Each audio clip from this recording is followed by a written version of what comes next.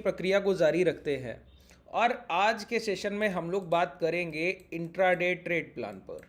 अच्छा, intraday trade plan का मतलब हुआ कि आपकी सबसे बड़ी जो दुविधा है एज अ ट्रेडर वो मैं दूर कर रहा हूँ। क्या कि अभी आप लोग क्या करते हैं, इंट्राडे में रैंडम ट्रेड्स करते हैं। रैंडम ट्रेड्स का मतलब समझते हैं कि आपने पहले से ना तो कोई ट्रेड प्लान बनाया हुआ है, ना ही कोई आपका पोजीशन साइजिंग है, ना ही आपको ट्रेड करने से पहले पता था कि आप निफ्टी ट्रेड करेंगे या बैंक निफ्टी ट्रेड करेंगे, और फिर आप जाकर लाइव मार्केट में ट्रेड कर रहे होते हैं। तो जब आपका कोई पहले से बैकअप प्लान नहीं है, कोई ट्रेड प्लान नहीं है, कोई भी पोजीशन साइजिंग नहीं है, तो क्या होगा बताइए। आप इस मार्केट में पोजीशन तो लेंगे, लेकिन जब भी पोजीशंस आपकी गलत साबित होंगी तो आप उसमें अनलिमिटेड लॉसेस देकर जाने वाले हैं और अपने कैपिटल को सेफ नहीं कर पाएंगे। देखिए, बाजार में जो सबसे ज़रूरी चीज़ है वो अपने पैसे को जो ट्रेडर सेफ रख पाता है, इसको हम लोग कहते हैं कट द लॉसेस। जो ट्रेडर अपने लॉसेस को स्क्वायर ऑफ कर पाता है वो एक अच्छा ट्रेडर माना जाता है। ठीक है, आप अपने प्रॉफिट से फोकस हटाकर लॉसेस पे ले आइए, ये धीरे धीरे ये चीज़ें सॉल्व होगी। हालांकि इसको करने का एक पूरा तरीका है, उस तरीके को मैं डिस्कस कर रहा हूँ कि अगर आप इक्विटी ट्रेडर हैं तो कैसे आइडेंटिफाई कीजिए कि क्या ट्रेड करना है, अगर आप इंडेक्स ट्रेडर हैं तो कैसे आइडेंटिफाई क्या ट्रेड कीजिए। जैसे अभी हम लोग निफ्टी के चार्ट पर चले, ठीक है।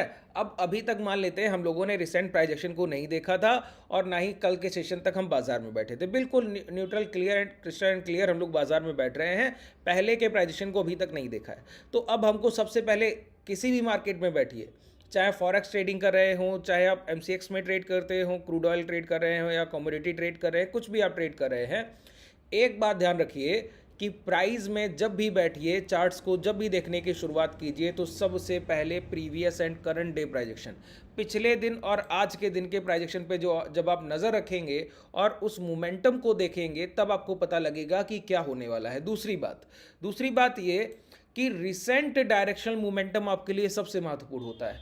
रिसेंट अभी के अभी अगर बायर हैं तो बायर साइड, अभी के अभी सेलर हैं तो सेलर साइड, इससे ज़्यादा ज़रूरी कुछ नहीं है। कैसे समझा जाए, देखिए अभी जैसे कि ये बैंक निफ्टी 50 का प्राइजेक्शन है, हम लोगों ने 3 से 4 चीज़ों को तो सीख रखा है। अगर आप गौर करें तो हम लोगों ने डब्ल्यू फॉर्मेशन पे खूब बात किया है, 8 एक्सपोनेंशियल पे कल भी मैंने एक सेशन किया है। अगर आपने अभी तक 8 ईएमए का हमारा सेशन कल का नहीं देखा है, जो कि गैप डाउन के बाद है, वहाँ पे जीरो मैंने आपको बताया, कोई भी फेलियर के चांसेस नहीं रहते हैं। आप डिस्क्रिप्शन में जाइए, टेलीग्राम और व्हाट्सएप कम्युनिटी का लिंक मिलेगा, वहाँ से जाके इस वीडियो को आप विजिट कर सकते हैं। पहले इस सेशन को कंप्लीट देखिए, फिर जाकर उसको देखिएगा।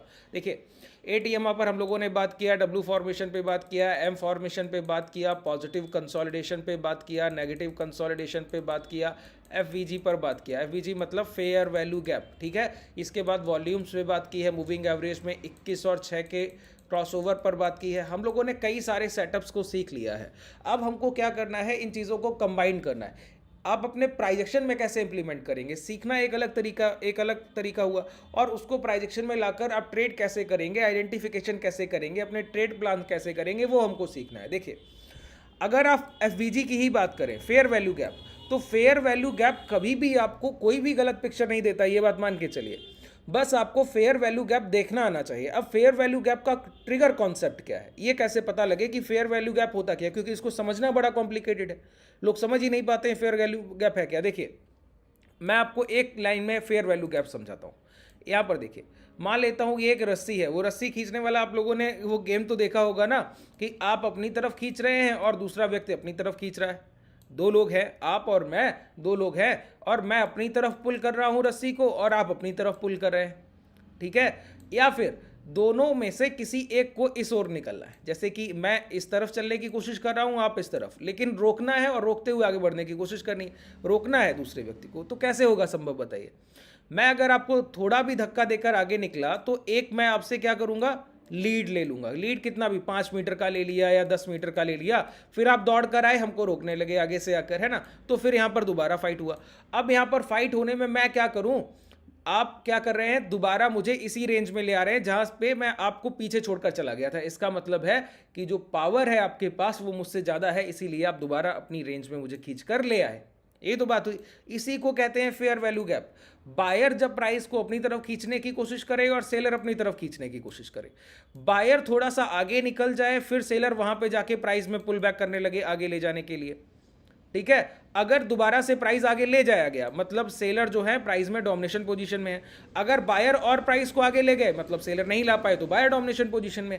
यही फेयर वैल्यू गैप है। इसको कैसे समझते हैं देखिए, अब कैंडल स्टिक में समझिए, मैंने सिंपल एग्जांपल दिया, अब इसको कैंडल स्टिक में समझेंगे तो ज़्यादा बेहतर समझ आएगा। यहाँ पर देखिए, मान लेते हैं कि यहाँ पर एक कैंडल डोजी बना। डोजी कैंडल का मतलब क्या हुआ sir, buyer and seller equal हो गए ना। बॉडी साइज कुछ नहीं है कैंडल में, मतलब इक्वल बाइंग और इक्वल सेलिंग को रिप्रेजेंट किया जा रहा है। खरीदार और बिकवाल बराबर हो गए हैं, ठीक है। जहां पर प्राइस ओपन हुआ था वहीं क्लोज कर गया, तो फाइट तो चलता रहा, अप एंड डाउन हुआ, लेकिन ओपन टू क्लोज कोई मोमेंटम ही नहीं है। इसका मतलब है कि बायर सेलर में एक फाइट चल रहा था। तो प्राइस कहां पर खड़ा है, ऐसे यहां पर खड़ा है, मान लेते हैं 100 रुपए पर, ठीक है। और इस तरीके का रेंज है। अब अचानक से अगले घंटे की शुरुआत हुई और अगले घंटे क्या किया, बायर ज्यादा हो गए। बायर क्या हुए, ज्यादा हो गए, और सेलर रह गए सर कम। तो सेलर कम रह गए, तो 100 रुपए से प्राइस आगे चलकर गया और 102 तक पहुंच गया। तो पिछली कैंडल में प्राइस क्या था कि ये 100 रुपए की क्लोजिंग थी, 100 रुपए की ओपनिंग थी, और 100 रुपया 50 पैसे तक ये हाई लगा कर गया। अब क्या हुआ, ये 100 रुपए 50 पैसे को निकल के 102 रुपया पहुंच गया। अब 102 रुपए के आसपास पहुंचने के बाद इसकी 102 रुपए के आसपास ही क्लोजिंग हो गई, मान लिया, ठीक है। अब इस क्लोजिंग के बाद अगली कैंडल का फॉर्मेशन फिर हुआ, तो अगली कैंडल के फॉर्मेशन में फिर डोजी मिल गया। डोजी मिलने का मतलब है अगली कैंडल की क्लोजिंग फिर 102 के आसपास ही फिर हो गई। इसका मतलब है बायर सेलर यहां इक्वल थे, बायर सेलर यहां इक्वल है। बीच में सिर्फ एक रैली आई है जो 100 रुपए 50 पैसे को ब्रेक करके 102 रुपए तक प्राइस को पहुंचा दिया। तो ये जो 1.5 रुपए लीड ले लिया, ये बायर किससे लिया, सेलर से, खरीदारी ज्यादा कर कर। बायर ने 2 घंटे के प्राइजेक्शन में बायर सेलर यहां भी इक्वल थे, अब दोबारा इक्वल हो गए, लेकिन बायर ने क्या किया, 1.5 रुपए की लीड ले लिया है सेलर से, सेलर के अगेंस्ट में। प्राइस को 1.5 रुपए ऊपर ले जाकर अब दोबारा फाइट कर रहा है। इसको कहते हैं फेयर वैल्यू गैप, जो कि बायर साइड है। खरीदारों की तरफ 1.5 रुपए का एक लीड बन चुका है, ठीक है। अब देखिए, इस फेयर वैल्यू गैप में कभी हम बायर साइड रहने की कोशिश करते हैं, कभी सेलर साइड। अब बायर साइड हम कब रहेंगे, जब अगली कैंडल के जो हाई हैं अगर ये भी बायर निकाल ले जाए, जो डोजी नेक्स्ट कैंडल बन रहा है वो भी बायर निकाल ले जाए, तो हम बायर साइड है, ठीक है। और इसी जगह क्या हो कि प्राइस में जो इसको हम लोग ट्रेड करते हैं, हम लोग ट्रेड करते हैं फेयर वैल्यू गैप के फिलिंग को ट्रेड करते हैं। अब देखिए, ये कोर कॉन्सेप्ट है एफवीजी का, जब तक आप इसको नहीं समझेंगे तो बार बार परेशान होइएगा। फेयर वैल्यू गैप के फिलअप को ट्रेड करते हैं, ना कि उसके मोमेंटम को ट्रेड करते हैं। वही मैंने बोला कि एक कैंडल इधर डोजी बना, एक ये बॉडी साइज कैंडल बन गया, फिर अगला कैंडल फिर यहाँ पर डोजी क्लोज करा है। तो ये 102 रुपए से लेकर ये यहाँ पर 100 रुपए 50 पैसे से लेकर 102 रुपए इस कैंडल के लो, इसके बीच का जो रेंज है इसको हम फेयर वैल्यू गैप कहते हैं। इतना ही लीड ले पाए। पहले सेलर यहां से बेच रहे थे, अब बायर यहीं से खरीदे ले रहे हैं अगली कैंडल में, ठीक है। तो ये लीड हुआ बायर का। अब जब तक इसका फिलिंग नहीं होगा, मतलब अगर सेलर स्ट्रांग है तो मैंने क्या कहा, आप दोबारा अपनी रेंज में प्राइस को ले आइए। तो अगली कैंडल आकर अगर रेड बॉडी साइज ऐसे क्लोज करे और इस फेयर वैल्यू गैप को फिल कर दे, इस फेयर वैल्यू गैप को फिल कर दे, ठीक है। इसको आप लोग गैप अप और गैप डाउन ट्रेड करते हैं, तो कहते हैं ना गैप डाउन हो गया है सर, तो ये प्राइस गैप फिल करने आएगा। जैसे यहाँ पर गैप डाउन हुआ तो कई लोग बोल रहे थे प्राइस गैप फिल करने आएगा, फिर गैप डाउन हुआ है, फिर लोग बोल रहे हैं प्राइस गैप फिल करने। अरे आता है सर प्राइस गैप फिल करने, लेकिन इसकी थ्योरी बिल्कुल अलग है। अगर आप लोग गैप फिलिंग, गैप अप और गैप डाउन में सीखना चाहते हैं, उसके लिए कमेंट सेक्शन में मुझे कमेंट करके बताइए, तो मैं नेक्स्ट सेशन इसके लिए आपका करूंगा, ठीक है।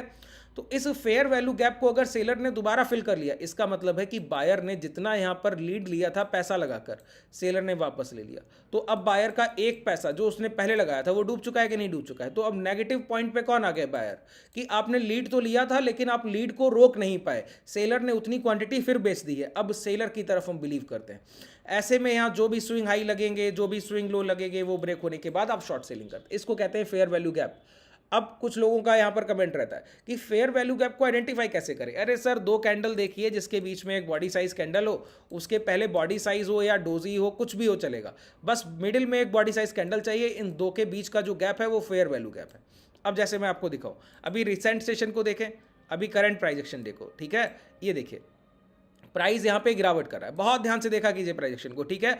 आप क्या करते हैं, 10 इंडिकेटर लगा लेंगे सर, उसके बाद ट्रेड करने बैठेंगे, परेशान हो जाइएगा। इंडिकेटर से आज तक कोई प्रॉफिटेबल हुआ है? आप प्राइजेक्शन पे आपकी नजर नहीं है, आप इंडिकेटर से चाहते हैं आपको पैसा मिल जाए, कभी संभव ही नहीं, ठीक है। आप लॉजिकल ट्रेडिंग करना ही नहीं चाहते हैं। यहां पर देखिए, इस कैंडल का लो, ठीक है, और फिर इस कैंडल का लो, इस कैंडल के बाद इस कैंडल का लो, क्योंकि ये लो ब्रेक होकर अगला कैंडल बन गया, ठीक है। अब इस कैंडल के बीच में क्या हो रहा है, ध्यान दीजिए, यहाँ पर जब ये कैंडल का फॉर्मेशन हुआ तो इस कैंडल के बाद ये कैंडल बना और अगला कैंडल यहाँ पर आपको डोजी मिल गया ना। तो इस कैंडल के बॉडी साइज का लो और इस कैंडल के डोजी के बीच में क्या है, एक फेयर वैल्यू गैप है, ठीक है। अच्छा, यहाँ पर मिल रहा है फेयर वैल्यू गैप, यहाँ पर फिर मिल रहा है, गौर कीजिए, बहुत ध्यान से देखा कीजिए चीज़ों को। यहाँ पर देखिए इस कैंडल, ये डोजी कैंडल है और इस कैंडल के लो ब्रेक होने के बाद फिर ये ब्रेक डाउन हुआ और अगली कैंडल का लो ये है। तो इस कैंडल का लो और इस कैंडल के हाई के बीच में ये जो रेंज है, इसको अगर आप ऐसे मार्क करिए, ये रेंज क्या है, ये फेयर वैल्यू गैप का रेंज है, ठीक है। अब आप बोलेंगे कि इस रेंज को क्यों नहीं कंसीडर किया, अरे सर इसी रेंज को कंसीडर कर रहे हैं और इस रेंज को भी कंसीडर कर रहे हैं, ठीक है। तो कॉन्जिक्यूटिव कभी भी लगातार दो फेयर वैल्यू गैप बने हो। अब देखिए एफवीजी के बहुत सारे कॉन्सेप्ट हैं, मैं एक एक करके आपको बताऊंगा तो कम से कम 3 से 4 क्लासेस लगेंगी, ठीक है। तो मैं कुछ कॉन्सेप्ट जितना यहाँ पे जरूरी आपके लिए बन रहा है उतनी चीज़ें मैं आपको यहाँ डिस्क्राइब कर रहा हूँ, ठीक है। जितना आपके लिए महत्वपूर्ण है, जो प्राइजेक्शन बना हुआ है उससे रिलेटेड जो फेयर वैल्यू गैप के कॉन्सेप्ट्स हैं वो मैं आपको यहाँ पे डिलीवर कर रहा हूँ। और बाकी कॉन्सेप्ट क्लासेस में आप सीखते ही हैं, जैसे कि अगर आप लोग भी क्लासेस में आना चाहें तो नीचे डिस्क्रिप्शन में आपके पास कॉन्टैक्ट डिटेल है, आप आकर ज्वाइन कर सकते हैं। देखिए यहाँ पर ये फेयर वैल्यू गैप बना है, ठीक है, और यहाँ पर बनने के बाद एक फेयर वैल्यू गैप यहाँ भी बना है, ये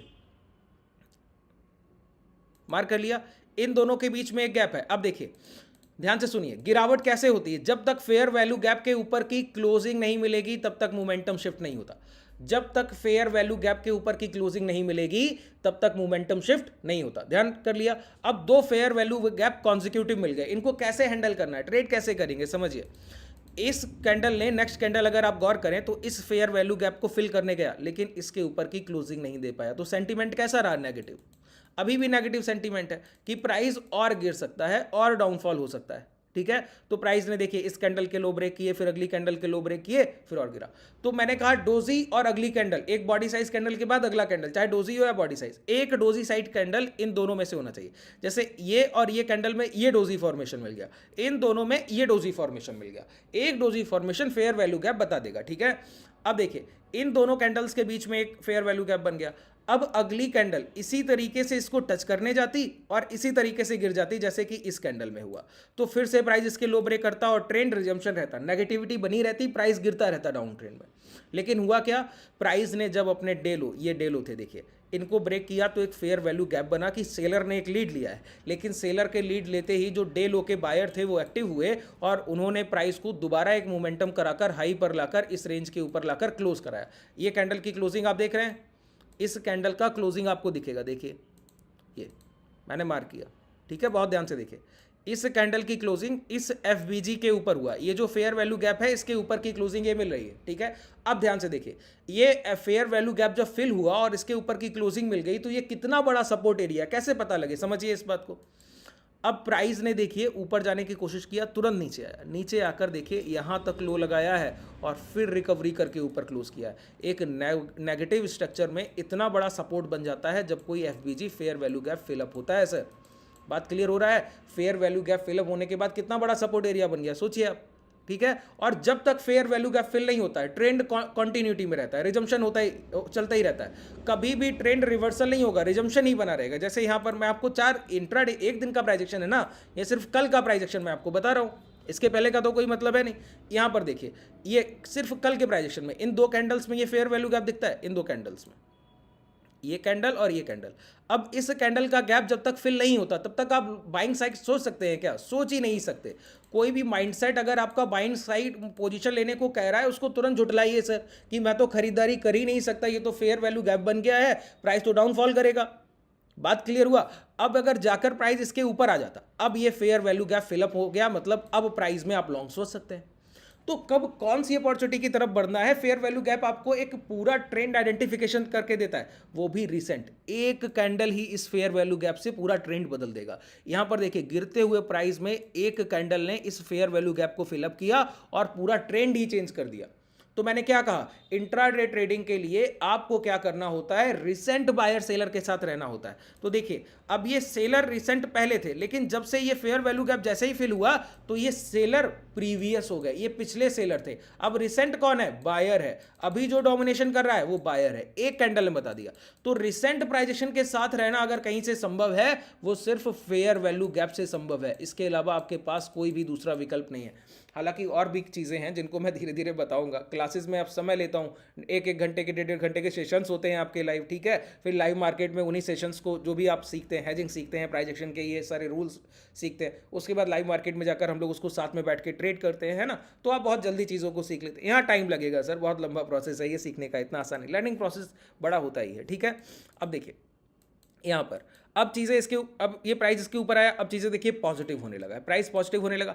अब ये देखिए फेयर वैल्यू गैप कितना बड़ा सपोर्ट एरिया, ध्यान से देखिएगा, बहुत ध्यान से देखिए, ये फेयर वैल्यू कितना बड़ा ये सपोर्ट एरिया है कि प्राइस इसी रेंज को टच करने नीचे आया और दोबारा ऊपर जाके क्लोज किया। अब ऊपर जा रहा था इन 3 कैंडल्स के आसपास से, यहाँ से दोबारा रिट्रेसमेंट की शुरुआत हुई। प्राइस ने कहाँ से रिजेक्शन लिया, इसी फेयर वैल्यू गैप के हाई से, देखिए दोबारा। तो फेयर वैल्यू गैप एक तो आपको ट्रेड अपॉर्चुनिटी देता है जब वो फेयर वैल्यू गैप फिल होता है, ठीक है। दूसरी बात, जब प्राइस उस फेयर वैल्यू गैप के हाई के आसपास या इस रेंज के आसपास आकर दोबारा अप ट्रेंड की तरफ पुल बैक करता है, तो वो सबसे बड़ा सपोर्ट एरिया होता है, जो हम लोगों ने आज दोपहर के सेशन में अनटेस्टेड जोन की बात किया। अगर आपने अभी तक दोपहर का सेशन नहीं देखा है तो नीचे जाकर आप चैनल को ओपन करके देख सकते हैं, या फिर डिस्क्रिप्शन में जाइए, टेलीग्राम का लिंक मिलेगा, वहाँ से जाकर आप हमसे जुड़ भी जाएंगे और उस वीडियो को भी देख लेंगे, उस सेशन को भी देख लेंगे।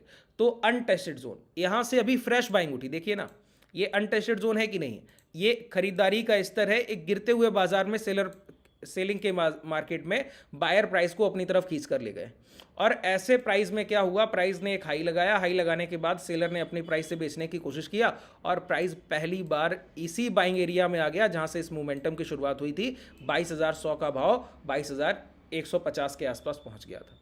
तो 150 से 50 रुपए की जैसे ही दोबारा बिकवाली आई, प्राइस ने यहीं पर टच करके पिछली बार से ज़्यादा बड़ी खरीदारी की है। इसको कहते हैं अनटेस्टेड जोन। अनटेस्टेड जोन मतलब जो खरीदार है उनकी अभी तक परीक्षा नहीं हुई थी कि आप कितने बड़े खरीदार हैं। तो हायर लेवल से जब सेलर ने बेचा तो बेचने में आपने पिछली बार यहाँ से बाजार को आप ऊपर लेके गए, अगर आप दोबारा भी लेके जा रहे हैं तो आप अच्छे खरीदार हैं। तो इसी को कहते हैं अनटेस्टेड जोन, कि बायर प्रीवियस बायर को पहली बार टेस्ट, तो किसी भी प्रीवियस बायर को जब पहली बार टेस्ट किया जाता है तो बहुत ज़्यादा संभावना होती है वो प्रीवियस के बराबर मोमेंटम देगा या उससे बड़ा हो या उससे कम, लेकिन मोमेंटम देगा जरूर। हायर साइड एक पुल बैक देखने को मिलेगा ही। अब जैसे कि यही सपोर्ट एरिया है, प्राइस ऐसे चलकर गया, रिटेस्ट करने आया, तो मैंने कहा यहां से मोमेंटम मिलेगा ही। तो 3 मोमेंटम मिलते हैं, पहला इससे छोटा मोमेंटम तो इतना मिला है, दूसरा इससे बड़ा मोमेंटम तो इतना मिला है, तीसरा मोमेंटम इसके इक्वल की इतना मिला है, ठीक है। तो 3 तरीके के मोमेंटम मिलते हैं इस पुल बैक में। आप किसी भी एक, जो भी मोमेंटम मिले, इसको आप कैप्चर करेंगे तो या तो ये मिलेगा या तो ये या तो ये, इन तीनों मोमेंटम में एक ना एक मोमेंटम जरूर मिलता है अनटेस्टेड जोन पर। जैसे कि हम लोग बैंक निफ्टी के लिए जो प्राइजेक्शन देख रहे थे वो इसी तरीके से तो देख रहे हैं। देखिए यहाँ पर ये अनटेस्टेड जोन है, अभी तक यहाँ पर हम लोग पहुंचे नहीं। अवली टाइम फ्रेम लगाइए, ये क्या है, अनटेस्टेड जोन है। यहाँ भैया हम लोग पहुंचे ही नहीं थे, यहाँ पर खरीदारी हुई, खरीदारी के बाद प्राइस निकल गया। अब पहली बार इस रेंज में आकर बायर को टेस्ट कर रहा है, तो बायर को टेस्ट करने में अगर आप हाई ब्रेक करके गए, प्रीवियस डे लो के अंदर आ गए, तो मोमेंटम हायर साइड शिफ्ट हो जाएगा। जब तक ये प्रीवियस डे लो के अंदर नहीं आ रहा है, प्रीवियस डे लो के अंदर आने का मतलब है 47,700 के ऊपर की क्लोजिंग। जैसे ही 47,700 के ऊपर की क्लोजिंग मिलेगी, मतलब ये जो बायर प्रीवियस बार प्राइस को लेके गए ये इस बार भी लेके जाएंगे। तो मैंने क्या कहा, अनटेस्टेड जोन से 3 तरीके के मोमेंटम आते हैं। प्रीवियस मोमेंटम से छोटा कि इतना ही मोमेंटम है, प्रीवियस मोमेंटम के इक्वल तो इतना मोमेंटम है, और एक आता है प्रीवियस मोमेंटम से बड़ा तो इतना। तो बायर तो ये अच्छे हैं, तो एक मोमेंटम तो इन तीनों में से देंगे ही देंगे, आपको बस कैप्चर करना आना चाहिए। तो वो कैसे कैप्चर हो रहा है, यहाँ पर आपने देखा कि सिर्फ आपने फेयर वैल्यू गैप को देख लिया और वहां से आपने आइडेंटिफाई कर लिया कि ये एक बाइंग एरिया बन रहा है, दोबारा से यहीं खरीदारी हो रही है, तो आप भी इसी जगह खरीदारी करके प्राइस को पुल बैक के साथ अपने खरीदारी में रख सकते हैं, पोजिशन ले जा सकते हैं, हैजिंग कर सकते हैं, फ्यूचर्स को लॉन्ग कर सकते हैं, ठीक है। ये इतना सिंप्लिसिटी से जब आप प्राइस एक्शन को सीखेंगे, जब आपको सीखने में आसानी लगे, चीज़ों से आप कनेक्टिविटी रख पाए, तब आप आगे जाकर इन चीज़ों पर स्किल जनरेट करेंगे। जब तक आप स्किल जनरेट नहीं करेंगे तो जो भी आप लर्निंग प्रोसेस में उसका कोई मतलब नहीं। जो भी मैं सिखा रहा हूँ, जो ट्रेडर जाकर लाइव मार्केट में ट्रेड करेगा उसको परिणाम मिलेंगे, जो नहीं करेगा उसको परिणाम नहीं मिलेंगे, ठीक है। चलिए आज के लिए पर्याप्त है, धन्यवाद।